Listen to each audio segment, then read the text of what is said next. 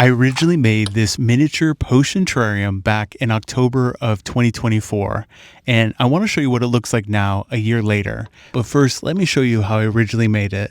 Now, I started the project because I was inspired by these miniature potion bottles that I had found, and I started by building a drainage layer made from different layers of colored sand to create a design. Then I added a couple scoops of my terrarium soil mix and then leveled that out.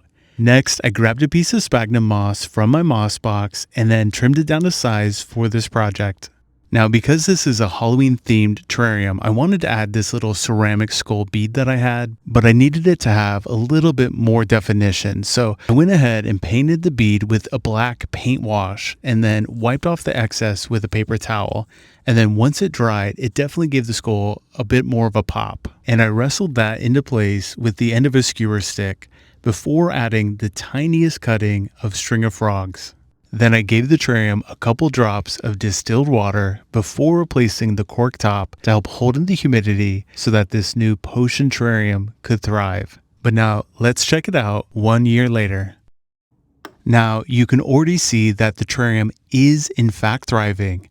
And as I spin it around, you'll notice that the sphagnum moss has filled in quite nicely.